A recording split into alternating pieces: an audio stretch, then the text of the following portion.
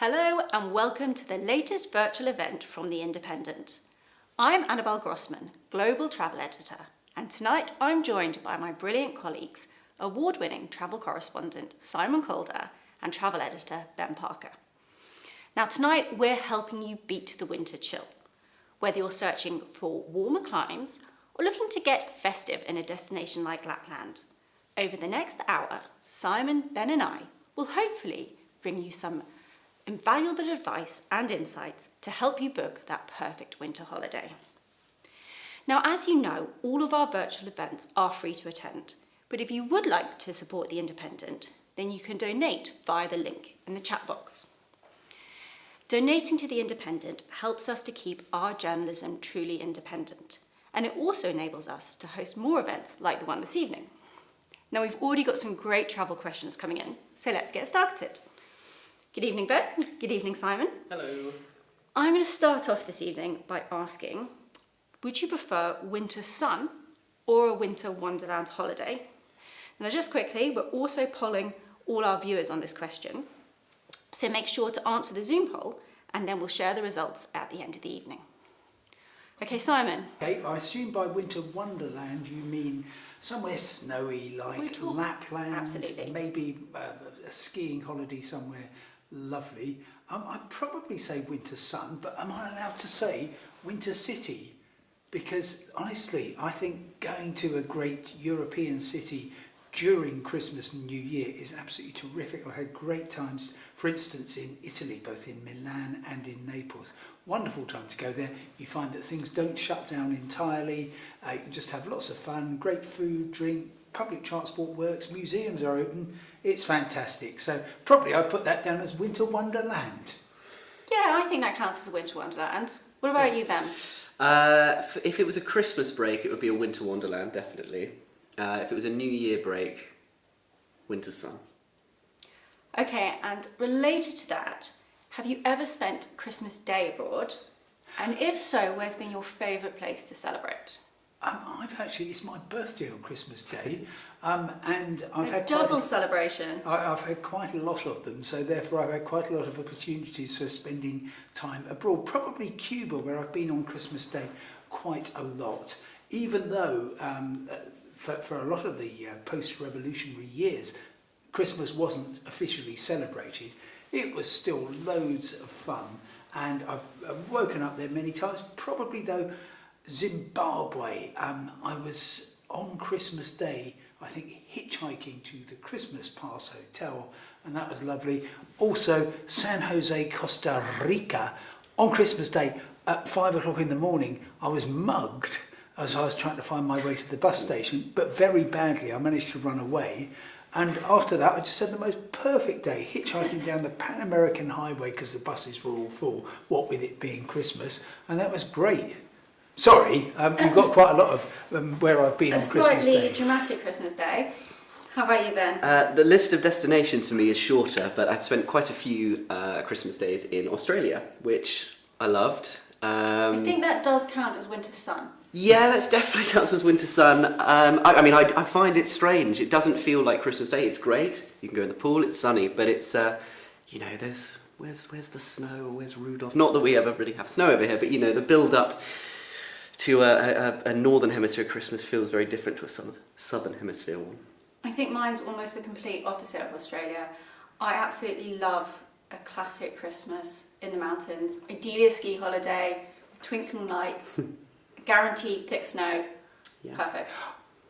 But sorry to heckle, I think skiing in the depths of winter is actually a lot more pain than you get at the rest of the season, particularly later on in, say, third week in March, which is a terrific time to go skiing. You've got far more brightness, far more warmth, whereas the middle of December, it gets dark long before tea time. I partly agree, and I do love a bluebird skiing day, but I think there's something about the atmosphere in a mountain resort over Christmas. I don't think it gets more Christmassy than that. Last year I was in Val d'Isere and it was absolutely wonderful. I don't remember being that brutally cold, but I might have just blocked it out. Entirely possible. Yeah, no, I think I've got to come down on your side just for the look of that kind of classic Christmas. as someone that doesn't really ski and hasn't skied for years, but I would love to hide myself away and celebrate. But I think that's what's great about ski resorts at Christmas. You don't have to ski to really enjoy the atmosphere. Although I think it's a bit weird going to a ski resort and not skiing, with the greatest respect. And also I need to point out contractually that while Ben may not ski, he does surf brilliantly. Which is why I'd probably rather spend Christmas in Australia. No, it's weird to surf on Christmas Day. It is a bit weird to surf on Christmas Day. Now, similar to that, would you get on an aeroplane and fly to a destination on Christmas Day? Especially interesting for you, Simon, flying on your birthday and Christmas Day. Yeah, okay, if you're going west, you can extend your Christmas by 5 hours if you're going to the east coast of the US. Again, I've flown out to Cuba on Christmas Day, but also I've flown via Zurich to South Africa, and somehow the cabin crew got wind of the fact that it was my birthday. This was going on in the evening from Heathrow. By the way, it's a lovely time to fly out from a British airport because they've got about 1/3 of the number of passengers. And the cabin crew very kindly sort of sang happy birthday to me, but of course they didn't quite know my name. And so it was kind of, happy birthday dear seat 13F or something. But that was quite that's lovely. And everyone's in a good mood. Even the ground staff, the cabin crew having to work Christmas Day, they seem to be fairly cheerful. And I've actually never flown on Christmas Day. Is there anything that airlines or airports do to celebrate? Well, yeah, I mean, you might get a piece of stale Christmas cake if you're on British Airways or Virgin Atlantic. I mean, it's fine. The main reason actually is economic, because if you are going, say, to Australia, you will find that flights in the build up to Christmas are painfully expensive. This year it's going to be the Saturday before Christmas where you'll just be paying an absolute fortune.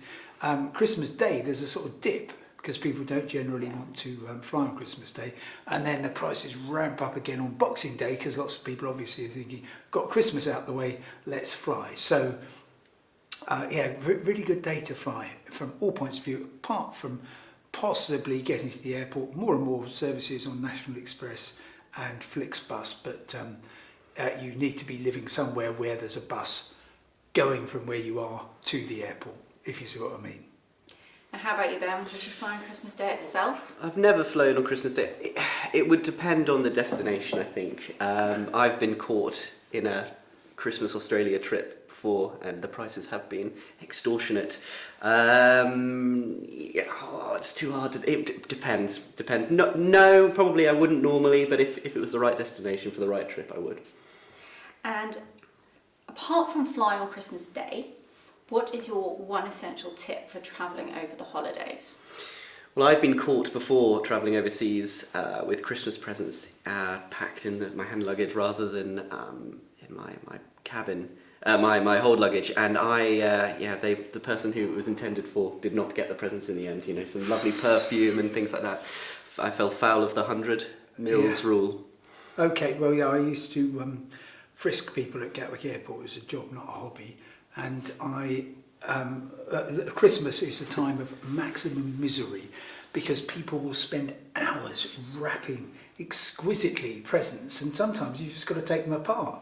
So save all the wrapping for when you get there, and remember liquids rules apply to things like brandy butter and snow domes and everything else. So my top tip is actually be really careful. It's a horrible, horrible time for the security people because everybody's got huge coats on and everything. Just be nice, of course, which of course you would be, and you would be Ben, but probably I wouldn't, being an old grub. Simon was probably the one who took your gift away. Yeah, I mean, just being nice, that's a good rule in life in general, isn't it? So, especially over Christmas. You should try it. Okay. We have got a question in from Sarah O'Neill, who has asked, what are the best Christmas markets? Ooh, good question. Should we start in the UK? Yeah, let's Sure. start in the UK. We've got some great Christmas I'd markets probably here. say York, but I like Yeah. Birmingham as well. Birmingham's got a very, very Germanic sense to it because it's twinned with Frankfurt, and half the mercantile population of Frankfurt tends to come over to Birmingham, so you can get some of the best bratwurst and beer, and frankly, who wants more than that from a Christmas market? Absolutely. I'm in the UK, Edinburgh. I'm quite a fan. Yeah, it feels a little bit magical up there. You know, I think Edinburgh is nice around Christmas in the winter anyway. So yeah, I think Edinburgh would be my choice. And how about in Europe? Well, I think there's a couple. I'm not a Scrooge, but I'm also not mad about Christmas. But there is something nice about a European Christmas market. Probably Prague. The setting's great between the church and the astronomical clock. I think the food there is fantastic. Sausages, grilling. I think they serve. It's not a mulled wine. It's almost like a grog or something, and I think it's rum based. It's delicious. Rum, lemon. It's slightly sweetened. And if not Prague, probably Krakow. That's another fun one. Very Polish, similar sort of thing. Great food, nice booze, lots of Polish folk music. When I've been, it's just nice vibes, nice Christmassy vibes. Okay, and also thanks to being in the Czech Republic and Poland, both very, very economical compared with the more traditional Christmas markets, I guess, in places like Vienna and Nuremberg. But a bit of a shout out to Lille. If you can afford a Eurostar ticket, you will be there in 80 minutes flat, and just such a beautiful city with a whole kind of adjoining squares which are all filled up with Christmas stuff. I once went on a Christmas trip with a girlfriend at the time, and she got so ill the first night, nothing to do with the Christmas market. I had to spend some time by myself, and I just spent a whole evening by myself at Prague Christmas market. Oh, That actually sounds lovely. It was great. Well, we're not together anymore, so I had a lovely time. A solo trip to a Christmas market sounds like a great way to spend the day. oh dear, I'm worried about this poor woman. And I know, she's fine. You did have such a great Unrelated. Christmas experience. Okay, so moving from Europe over to the Caribbean, Nikita Munn is going on a Christmas Caribbean cruise, island hopping. She's asking, what is the best way to book island excursions? Do you have any tips or suggestions for her? Don't book any excursions. Is my if you're going on a cruise, then the whole thing is. And by the way, I am a fan of cruises in the context of the Caribbean, for example, because the inter-island services by boat or by plane are generally terrible. But none of the places I've ever been, you've ever needed to book an excursion. Just turn up, get off the ship, find a local bus or a local bar, and just make your way around, I would say. Yeah, I mean, I think the sort of main ways of doing it, booking through your cruise line or booking with a tour operator or someone local on the ground, they're the two main ways to do it. And I think there are pros and cons. If you book with the cruise line, it tends to be a bit pricier, but they'll guarantee that you'll get back on afterwards, you're back in time. I'd recommend, booking with someone local. I agree with Simon there. Yeah. The standard pricing model, I think, for a cruise run excursion is think of a reasonable price and double it. And the doubling of it represents the cruise company's margin, I would say. But of course, any cruise company is very happy to get in touch and heckle. And do we have any favourite Caribbean islands for winter sun? Ooh. I mean, you can't really go wrong, I think, in the Caribbean. But I really like Grenada. I've had some good times there. Just pure for pure beach trips. You've got to go big. You've got to go for a minimum size of Jamaica, which is great. Really, fantastic culture, beautiful landscapes, lovely people, and Cuba is. Yeah, you can't go better. That's funny. I'm going small because my other option was going to be Dominica. I'm going small. Right. Yeah. I was going to say, after listening to Simon, I quite want to go to Cuba over Christmas now. Yeah. And now I have a question from Kevin Hilson. Is Turkey a good choice for Christmas? And where in Turkey would you go? Well, the obvious place is Istanbul because it is one of the world's greatest cities. However, I have been there in early December and it's cold. My goodness me, it's cold, it's rainy. It's not going to be this blissful city that you might imagine where you can just stroll around. But surely that must be quite nice because Istanbul can get quite busy. Yeah. Sort of you're not going to chilly be bothered by. Istanbul. Yeah. So Wrap up warm, get some good boots on. yeah, and look, you can go south. I would probably then say, if you're going to go to a coastal resort, then make it either Bodrum or Antalya, because actually both of those cities have plenty going for them in terms of activities if the weather is just generally horrible. Any thoughts, Ben? Yeah, I mean, it wouldn't be Favourite my turkey? first choice, but you know, as we've reported before, Turkey has a sort of growing, really good, very affordable ski scene. So it's worth Yeah. considering for that. But in terms of, yeah, no, it wouldn't be my first choice. And while we're on the subject, any other lesser known ski destinations that you consider going to either over Christmas or just over the winter season? I think I hear lots about it, and I know we've as a newspaper reporter on Andorra is a good place to go. You know, it's worth trying. But as you know, I'm not a huge skier, so I'm not best placed. Well, I was going to say the Pyrenees as well, but maybe Val d'Aran, which is this little bit of Spain, which really should be in France geographically, but some of the best skiing I've ever experienced. The other one is, why not try one of the funny Eastern European resorts, maybe Pamparova or Borovets in Bulgaria, or if you are going to Sofia, the capital, well, there's a big mountain just 20 kilometres or so south where you can actually combine a city break or with some skiing, and the same thing applies in Innsbruck, but it's going to cost you 8 times more.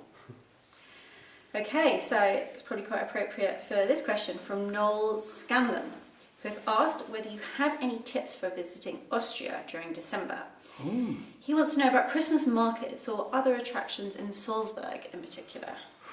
Okay. Well, no, I was just thinking about Salzburg. If I was there this time of year, I'd probably go up to the name of the fortress, Salzburg or something. Hohensalzburg. Hohensalzburg Fortress, I believe it is. And I mean, purely because you would have an amazing view of the city in winter from up there. But I've not been to the Christmas market there. No, I can imagine what it looks like because it's all just. I mean, it's super twee. I think Salzburg. I do like it a lot. But what I particularly like, I'm afraid, is the Sound of Music tour. Not just within the city, but actually around the amazing landscapes. And if you, like me, which I doubt, think that Sound of Music is the best travel film ever made, you just love it. Okay. And actually, speaking of music, isn't that was the place where Silent Night was written and composed? I think one of the churches in Salzburg is where it was first performed, or something like that. So you can add a little bit of music to your itinerary that way. Very Christmassy then. Yeah. And you'd say to visit in winter for a Sound of Music experience? Or I'd do you want rather to be frolic there in in the spring. meadows in the spring? Yeah. When is the best time to frolic in the meadows? Well, probably May. May is generally the answer to everything. Okay, now we have Amanda Fox, who is asking if there are any destinations where you can specifically celebrate the winter solstice. Ooh, good question, Amanda. Yeah, excellent question. I think I'm going to say Iceland, or one of the Nordic countries, well, one of the other Nordic countries. So Norway, maybe Sweden, maybe a bit of Finland, because clearly the deep midwinter, what we're talking here, probably about the 21st of December, is a very significant date. So I'd imagine there would be something there where they have some kind of festival. But of course, an historian might say that the whole reason Christmas is when Christmas is because we've got to have something to cheer us up after it because it's so flipping dark and cold. But I'll give it a bit more thought, and I will perhaps get back to Amanda on that.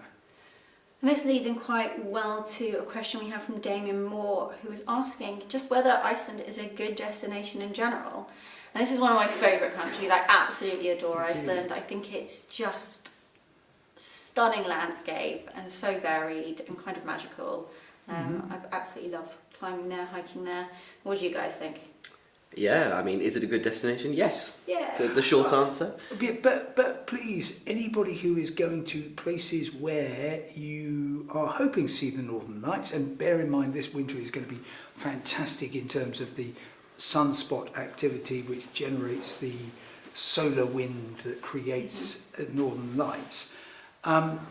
Please go there in late February, early March, or indeed right through to late October, early November, because that way you are going to get long enough days to be able to appreciate all the natural beauty, but at the same time you're going to get long dark nights, so that there's a good chance of seeing the northern lights, although you're going to have a lot more chance somewhere northerly in Norway, and we've got ridiculous number of flights going in from the UK to Tromsø, in which is the capital of Arctic Norway.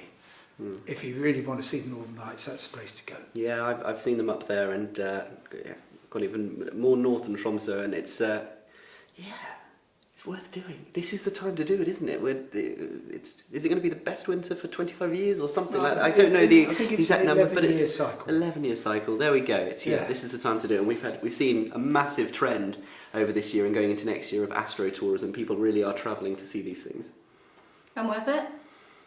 Yes, although I recently saw them over London as well, so that was a bit easier than travelling to Scandinavia. And I think we have to say the Northern Lights that you see with your naked eye are not as good as the Northern Lights you see with your phone when you put it on a sort of 1 or 2 second exposure. Yes, it's true. So if you've seen it scrolling on Instagram, there's not much point going to Norway? Actually, Norway is one of the countries I really want to go to in 2025. I went briefly to Finse earlier on this year. Absolutely loved it. Okay, two words by way of recommendation. Duty free. If you go to Norway, just stock up. You can even do so on arrival. Great advice there. Sorry. Northern Lights and duty free. What more do you want? Yeah. You're sorted, all right? Okay, we have a question from Kim Harding, who is asking, what is the best way of getting the best value ticket to New Zealand over Christmas? Can you do an around the world ticket? Well, it sounds like flying on Christmas Day might be helpful. Well, yeah, but there is, I'm afraid, no easy answer. So let's look at the two possibilities. One is going via the west, so probably Los Angeles, maybe San Francisco. That's going to cost you an arm and a leg anyway, because loads of people will be wanting to get to California from the UK, and guess what, loads of people in California will be wanting to get to New Zealand, so that's going to cost you a lot. And let's look at the other way, so going via Dubai or Doha or maybe Singapore, again, huge demand for those parts of the journey, so it's a really, really tricky one for getting to New Zealand. I'm afraid just bite the bullet and hope for the best. Okay, but a nice place to spend Christmas, do we think? Well, yeah, because it's the middle of summer there.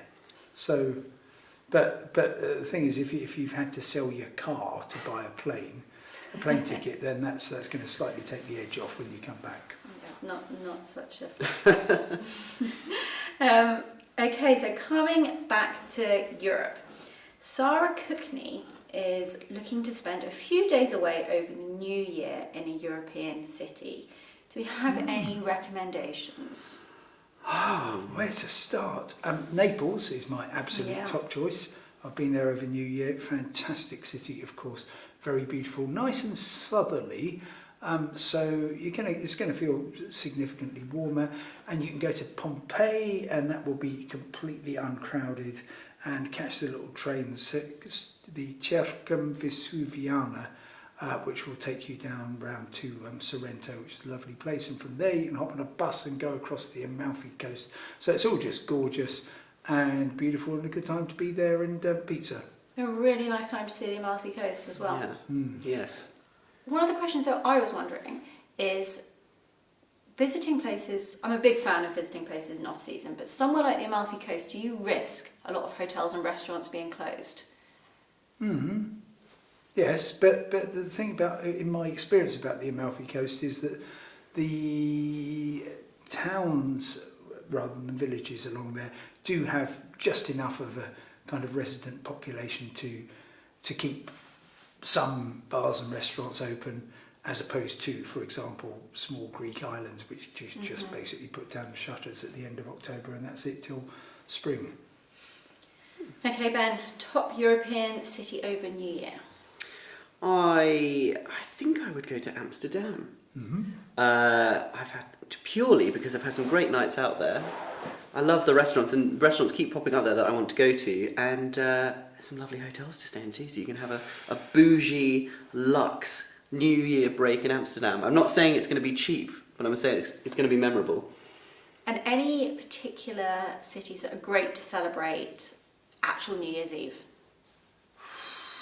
Well, probably anywhere. I wouldn't be in Amsterdam with you, Ben. It's nothing personal. It's just that Amsterdam on Vet is... I've been there, for example, for Queen's Day, as it used to be, and it was just so completely full on, just utterly streets full of drunk people. And Like Ben, probably. Well, Yeah, saw you there. exactly. Seeing you there. So Paris. Paris is going to be gorgeous at the best of times, isn't it? There'll be fireworks, I expect. I've had great New Year's Eves in Cardiff, which I bet you weren't expecting me to say, but that's expecting another Cardiff to great night out. Okay, yes. Come on, Simon, we'll spend New Year's Eve in Cardiff together. Right, the best offer I've had. And actually, on that subject, anywhere in the UK that you'd like to spend New Year's Eve? Brighton. Okay. I mean, literally, that's just my immediate reaction, only because it's the most exotic and exciting city in the UK, with, I'd say, Liverpool in second place. Interesting. I actually think the UK over Christmas and New Year is lovely. I quite like... Yes. What? Although I don't like London on New Year's Eve, that's somewhere I'd like to escape from. I quite like London in my living room. Oh yeah, that's an fine, that's evening different. in. But I think having travelled to a number of warm places recently, I've really enjoyed the fresh British autumn, and I'm quite looking forward to a cosy winter. But Christmas Day, let's take in London, I think is a really, really sad day, because It's your birthday. well, yeah, but you see all these poor tourists wandering around. There aren't any buses, there aren't any tubes, nothing is open. Whereas Ben, he might be sitting there with a beer in his hand in Amsterdam, but he does know he can go to the Rijksmuseum because it opens 365 days of the year. So he can have a few more beers and then pop along and see some old masters. I'm thinking more of the British countryside though. A cosy cabin, or I think UK hotels do Christmas quite well as well. Not convinced, Simon, are you? I'm not sure if we're going to be able to answer this question. I think we ask it every year. But Robert Murray wants to know why the rail companies are so unprepared for Christmas travel. Well, Robert, thank you for your question. The thing is, they're extremely well prepared for Christmas. Network Rail, the government-owned body, says, we think we're going to close lots and lots of lines over Christmas because it's the least disruptive time to do it. And my goodness me, it's going to be disruptive this year. Can I tell you the highlights or Please the do. lowlights? Okay, mostly involving London terminal stations. So, London St Pancras closing completely from the 21st of December to the 29th. And that's for, there's a bridge, Agar Grove, just north of the station in Camden, and that's taking out the Midland Main Line from London to Leicester, Derby, Nottingham and Sheffield. Over to the west, you've got a closure from end of play on Christmas Eve until the 30th of December. Paddington Station is going to be closed, annoyingly for people who are trying to get to the west of England and South Wales for HS2 work. And it's going to be weird. You're going to have some trains just stopping in Reading, so that you can sort of get there from London Waterloo, but others are going to be running in and then going round the sort of back of North London and turning up in Euston, of all places. And then you've got more repairs in Crewe, but the rail industry says this is the best way to do it. I think that's actually rather counterproductive, because there's lots of people who don't take a train at all, apart from over Christmas and New Year, and then they suddenly find there aren't any trains. And this is what happens when it all goes well. This is the Oh, yes. plan A, so we see. But we haven't got any strikes this year, unlike last December. And of course, I mean, I've been covering Christmas travel actually since the Nativity, and what you find is that something just comes from nowhere. Last year, you might recall, it was Eurotunnel staff suddenly saying, we're going on strike for a couple of days. They wiped out 25,000 journeys, I think. So, and then Storm Pia was unhelpful too. So from all points of view, it's a complete misery. Do stay at home, everybody. That was actually what I realised I haven't asked yet. What is everyone doing this Christmas? Ben, are you going back to Dorset? Not abroad. Back to far more exotic Dorset. But as you know, I've got a little boy who's currently 9 months and will be a little bit older come Christmas. So it's his first Christmas. So it's going to be a family-centric. First Christmas, oh, First nice. Christmas. Don't you think Christmas in Dorset sounds wonderful? Well, of course, yeah. Go for a you walk can. along the beach, go to a pub. Yeah, but you haven't hung out with my brothers and Boxing Day sisters, so... Search online for Independent Travel Podcast and you can hear Mr. Ben Parker talking about Dorset on Travel Desk Tuesday, which Annabel has also been on, but well worth having a listen there. And where will you be this Christmas? Grumbling in the corner. No, I'm going to be in London and I will be hoping that nothing goes, as they say in the travel industry, tango uniform, but something normally does. Well, where are you going to be? I'll be in North London. I would like to be skiing. That would be, like I say, my perfect Christmas. But yeah, North London this year, which is also not too bad. Crouch End is lovely at Christmas.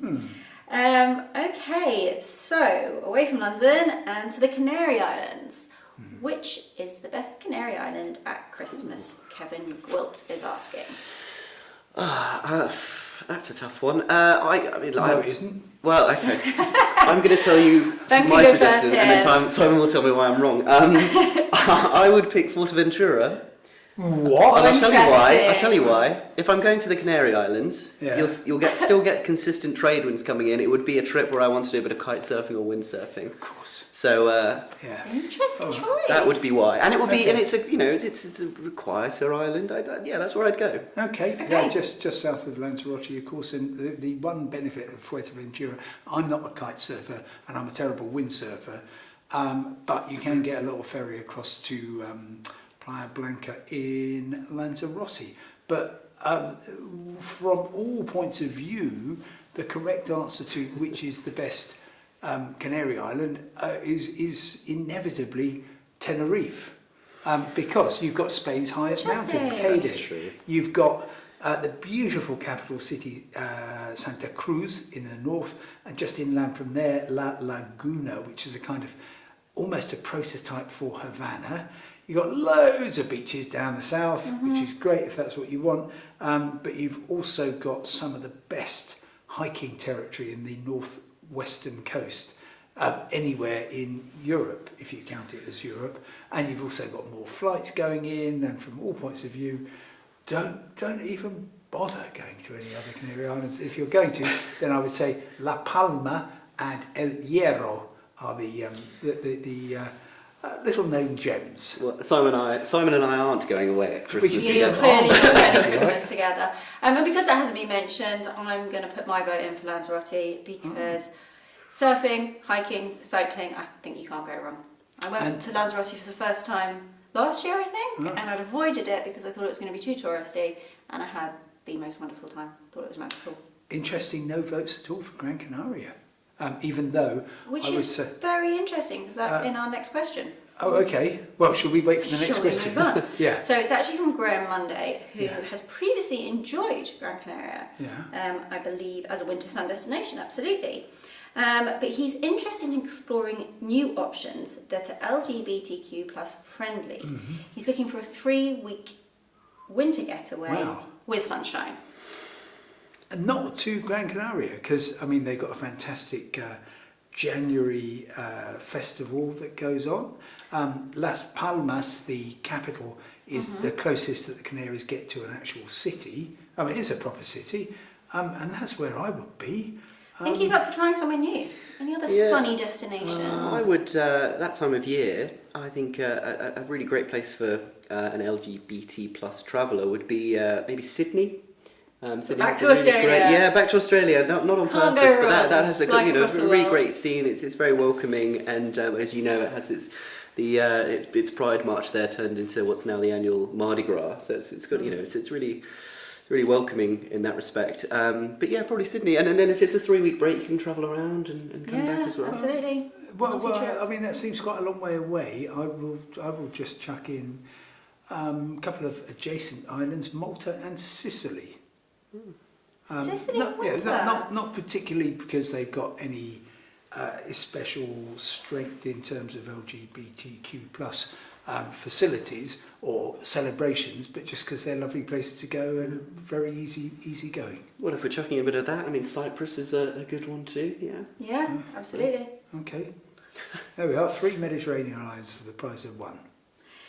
Okay, so Mary Martland is looking for a cheap and quiet, restful place in January. She'd like some warmth too. So what's calm and quiet, not too rowdy? Great way to start the year. Yeah, I wish I'd held on to Cyprus now. I would go to Cyprus in January. I would, yeah. Okay. I'm a big fan of Cyprus over the winter, and you know, when there's a lot less tourists. Oh, I'm absolutely going to go for Luxor. New flights have started there. EasyJet going from Gatwick. I've been there in January, and it's just gorgeous, beautiful sunshine, clear skies, the biggest depth of antiquity you're going to get anywhere.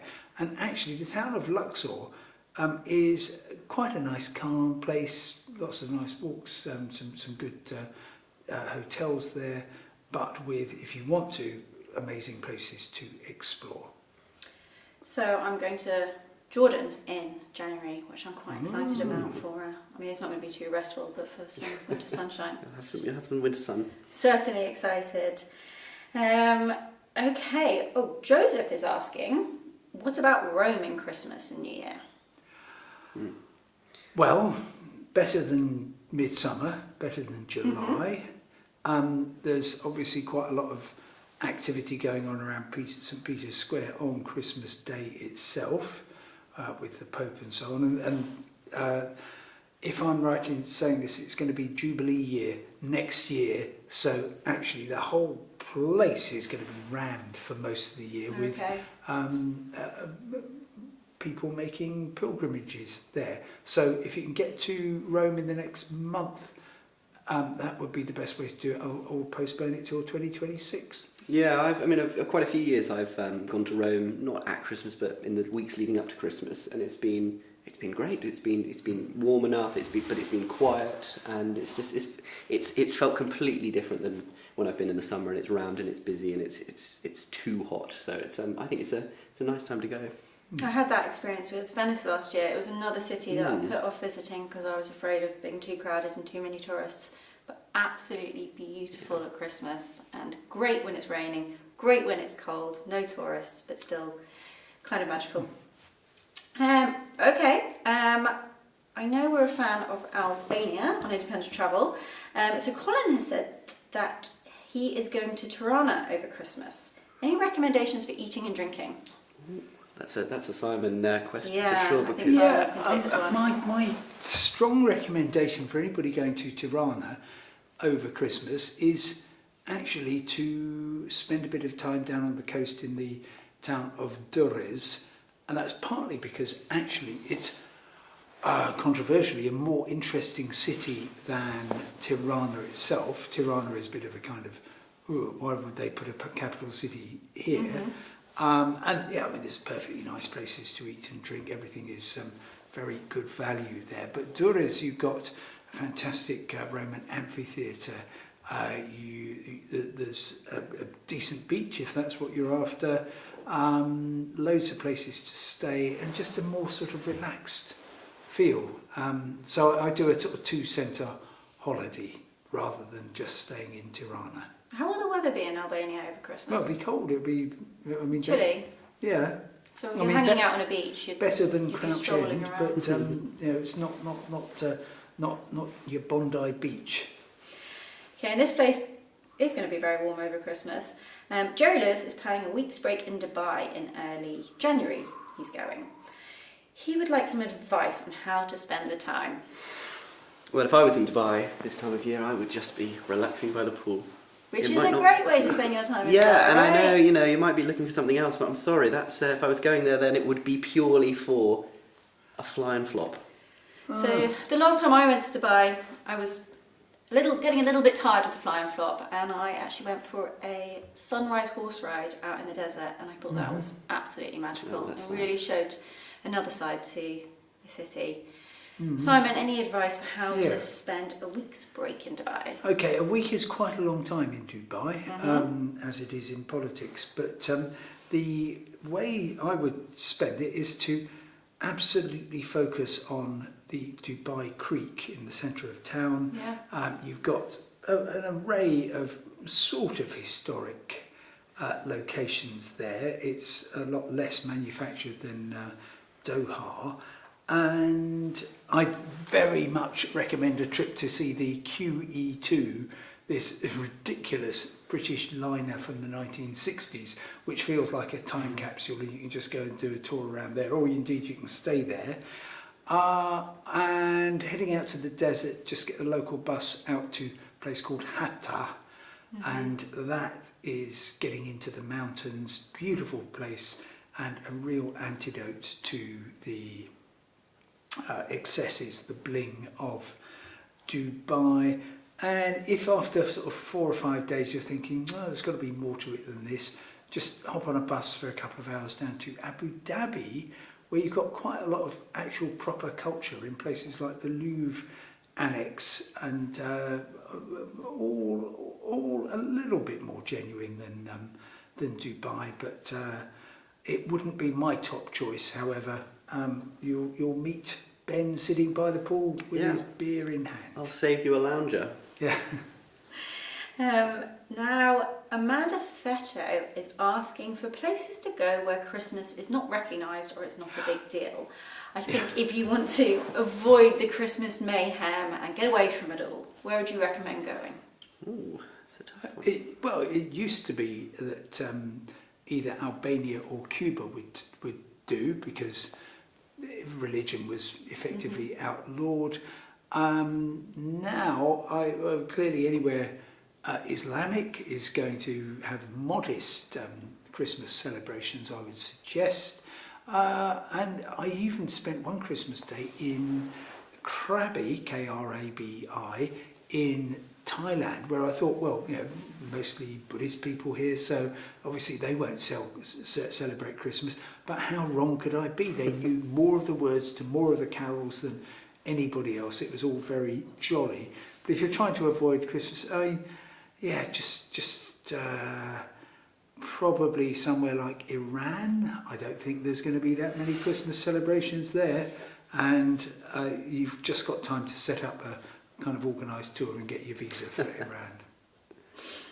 Any thoughts, Ben? Where No, would you I mean, spend I don't Christmas think- if you want to escape Christmas? I don't think I can top Iran, I'm afraid. That might be the go-to if you're not a festive fan. How about Morocco? It's one of my favourite places in winter. Well, I was thinking North Africa, I suppose. I suppose it depends on also where you stay. If you're in a hotel frequented by lots of sort of Western guests, and you might see more of it. But yeah, tuck yourself away in the mountains somewhere. Oh yeah, on the subject of Morocco, increasingly I'm getting not bored with, but slightly annoyed with Marrakesh, because it seems to be getting more and more and more touristy and less authentic.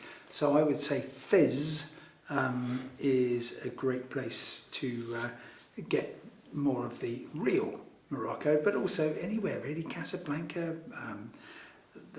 Rabat, the capital, Yeah. lovely place. Ben's fan of Tangier, Rabat, aren't you? Yeah, I do like Rabat. new Yeah. flights going into Tangier, so I'll try a bit of that. Yeah. I'd be straight out to the Atlas Mountains. One of my favourite places in the world. Very, very beautiful. Okay, we haven't actually touched on safari yet. Robina Malik is asking for the best way to find last-minute safari deals or cruise deals. Slightly different holidays, Yeah. but can both be quite pricey, and deals are always appreciated. Yeah, I mean, on the cruise front, I'm starting to get a bit of information through about Black Friday's coming up, so there are some deals. And following Black Friday, there's Travel Tuesday, as we know, so there's bits coming up there on the cruise, and you can still get amazing deals. And sometimes when you do the maths on a cruise, it can be cheaper to be on board rather than staying at home. I mean, obviously you're still paying for your home, but still. Every single cruise I've ever been on, I've always found somebody who's paid less than I have. So, and they've Probably done that by booking drives you very absolutely late. crazy. By booking late Yeah. is how you... Yeah. Yeah. So and so I would just say, have a look a week before, 3 days before, because the business model of cruise ships generally is that they want 100 or even 102% occupancy, because the more people you cram in, the more they're going to be spending in the bars, on excursions and the like, and in the casino. So they just want they want heads on beds basically, and they will cut the price to whatever needs to be. Safaris, cut price safaris. All I can suggest you do is find a cut price country, and I think you're going to find that better value in South Africa than you are in Kenya, where the lodges and so on tend to be quite upmarket and quite expensive. So I have quite strong feelings about this because I've done safari in South Africa and Kenya, and for me it's the Masai Mara in Kenya every time, and I genuinely feel the safari there is just superior to anywhere else. It's one of the holidays I'd say don't scrimp on, go all out if you can. Well, but you know, just to give a shout out to our brilliant coverage, both we have a great piece online about how to do a safari affordably, which we've seen lots of interest in that, and a piece on last minute cruise deals, because I think increasingly people are looking to do that. I mean, if you can do it, why not? So, yeah, I feel the same, that if you're doing a safari, go all out, but at the same time, yeah. Because there's a real difference between excellent safari and an average safari. Not too sure, Simon? Well, right, so a good way to see Africa, in my opinion, is to be on an overland truck. Yeah, I agree with that. And if you're not going to do that, then what I've done also is hitchhiking through southern Africa, which I appreciate is not for everybody, but on the other hand, you can get some great places and do some extraordinary things without spending a fortune. So there we are. But I realise I am part of a literally dying breed of people who still hitchhike. Yes, since the last one, I still haven't hitchhiked. Really? Still a hitchhiking virgin, yeah. I haven't hitchhiked since I think I was 21. I haven't So it might be hitchhiked time since to- yesterday. You're actually probably telling the truth, aren't you? Yeah, of course. Okay, this is... And a very nice lived with a very nice lady who was very interesting. I think it's probably a really, really great way to get to know a country. I tell you what, if I was driving along and saw Simon Calder at the edge of the road, I would absolutely pick you up. Not just because I know you now, before then I would, yeah. Well, actually, anyway, that's a subject for another... I think we'll do a separate event on hitchhiking. Okay, this is quite interesting. Susan Patterson has asked whether we research our destinations before heading off, or just wait and get the feel of a place when you get there. Good question. It's a great question. I mean, I used to research quite a lot, and I think life is just getting more and more chaotic, that I really just remember to turn up and go, but I like that. I do, of course, do a bit of research, but I tend to, when I get to a destination, speak to people and get their advice now. I'm going to say my top tip for wherever you travel is speak to locals. Get there and Someone speak to behind a locals. bar, just some, your taxi driver, just to, I'll flick through and I'll have an understanding a little bit, but really just, I want to know where to eat from locals. Well, I can give you two conflicting answers. I've just spent 3 weeks in the Himalayas of Nepal, a country I've never been to before, and one where basically my mate Graham said, let's go and do this. So I said, all right then, will I fall off the Himalayas? And he said no, and I didn't. So that was Very good. grateful for But please give us $3,000 and then just turn up. So that's all I did. And then, I need to stress that I wasn't sort of on a proper journalistic assignment. This is just something I do every so often, just go off and test my fear of heights in difficult places. But conversely, I'll be going off, as I often do, back end of November, early December to the US. And I've researched that to within an inch of its life, because it's going around the state of Missouri, again with a friend of mine, and with something like that, there's so much actually under the surface that you need to figure it out and pick it out and do things like book your tour of the state capitol in Jefferson in good time, or you're not going to be able to get in. I think I've also been burned before by not researching correct vaccinations or visas, and then the day before having a panic. And Oh, no. so far, it's all worked out okay, but I think things like that. I think Certainly advise some research ahead of time. It does sort of depend on the destination, doesn't it? Because I've booked last-minute city breaks and just gone and just wandered and usually if I find something I haven't booked, it's an excuse to go back. Yeah, absolutely. Now on Christmassy one, Nele Timu is asking about Lapland highlights. I've been to Lapland. Are you not a fan? Because I went to Lapland once and I went with my entire family, all my sisters and both my parents, and it was one of my favourite trips ever. And it kind of vaguely saw the Northern Lights and didn't do any of the Christmas stuff. But I went to Swedish Lapland near Kiruna and I just thought it was a whole other world, and it was completely magical and absolutely amazing. But Simon, you rolled your eyes. Well, no, I think that there is a particular form of child cruelty which involves going to Lapland, generally to Rovaniemi in Finland for the day. So everyone gets up at 2 o'clock in the morning, goes to the airport, 3 or 4 hour flight, you get there and it's twilight, it's going to stay twilight, you're then put on buses.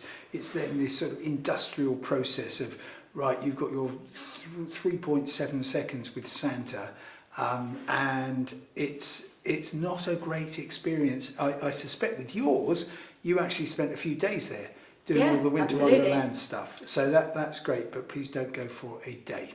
Yes, and that Simon's actually describing my experience. Oh, really? Yes, I don't remember spending a lot of time with Father Christmas. Right, but did you go there when you were? I was about 14. Right. I had younger siblings, and I went, and all I remember is I think I might have missed a day of school, and just being very tired of the next day of school. Yeah. And if you were going to go to Lapland, there are any particular parts of Lapland you'd recommend? I mean, I often follow, the kind of the accommodation I want to stay in, and I would absolutely stay in a sort of one of those lodges which has an open side and hope to see the Northern Lights. If you said go somewhere northerly, I would very much be going to the coast of Norway rather than to inland Finland. I like Kiruna, but it is a tiny bit desolate as well. So I would be going for somewhere like Tromsø or Narvik, where you've got stuff going on. Hey, this is an interesting one. Sharon Cleater is asking about Portugal with the medieval festivals for New Year. Not something I know a lot about. I mean, no, neither, but it sounds great. And if I'm not in Amsterdam, I'd absolutely go for a medieval festival. Yeah, these pop up across the Iberian Peninsula, and they're generally very good. And I've occasionally just sort of turned up and there's been one. And it's lots of fun, lots of drinking, lots of excitement. Lots of mead. And I dare say the very good people that visit Portugal would come up with options for that. Or indeed you could even have a look in a guidebook, if anybody remembers guidebooks. No, Google it. That's great. I'm sure we should be covering this on The Independent, so watch out for a roundup of medieval Portugal New Year holidays. Festivals over New Year.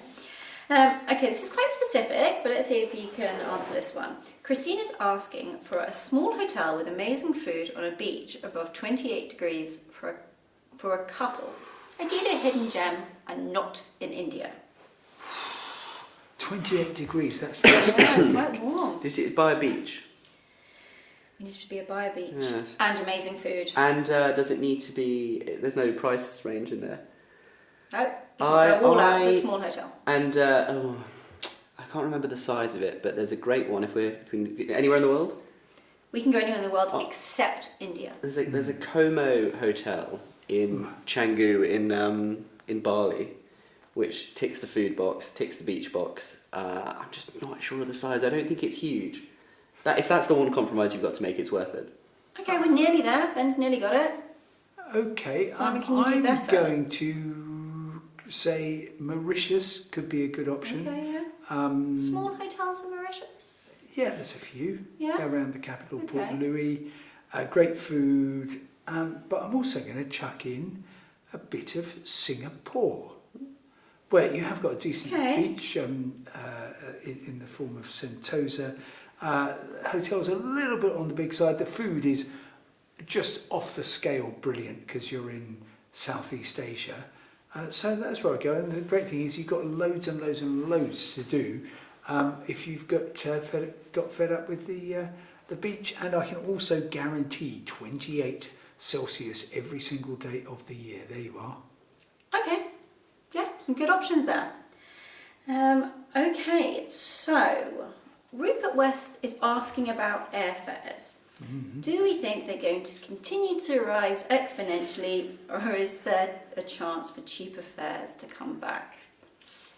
Yes, I've just been writing about this, and indeed, if you're lucky enough to go online tomorrow, you will find my article, which is basically about the problems we got with the Dreamliner aircraft, Boeing 787s operated by British Airways and Virgin Atlantic with Trent 1000 engines, and you can't get the parts to fix them. They're all coming up to their sort of big MOTs, and that's a problem.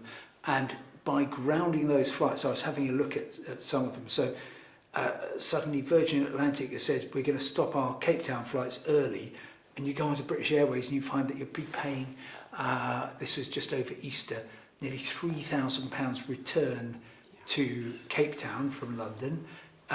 And actually, if you go into Johannesburg, it's about 1/3 as much. And on the British Airways London, Kuala Lumpur in Malaysia flights, again, you're paying about £3,000 return over Christmas on Malaysia Airlines because British Airways has abandoned that route. 2025, you're going to see prices rising, not exactly exponentially, but inexorably, because lots of airlines were hoping to get their 777X planes from Boeing. Boeing's had all kinds of problems, so those aren't going to turn up till the year after next. So just get used to it for the coming year or stay at home. And then 2026, suddenly all the capacity comes back. Maybe there's economic things going on, which means that there's low demand. And I think we'll be back with a relatively low fare environment. But I could be completely wrong. It would not be the first time. And in the meantime, do you have any tips for booking flights? Should you book early? Should you book late? They just go when other people don't want to, but it's getting trickier and trickier, and the planes are getting fuller and fuller, I'm afraid. Okay, well, on that note, we have our poll results in. Ooh. I'm going to ask you guys to predict, do we think Winter Sun or Winter Wonderland is more popular among our viewers this evening? Winter Wonderland by a mile. I think Winter Sun. It's Winter Sun, 67%. It's the first time I've ever been right. So 2/3 chose Winter Sun over the Winter Wonderland. Ah, okay. So I think that's different from all of us, right? Except I think deep down Ben really wants to be in Australia this Christmas. We'll talk about this when we're not at this event. Okay, so unfortunately that's all we've got time for this evening. I want to thank both Ben and Simon for their time and expertise. And also thank you to everyone who joined us this evening and asked such great questions.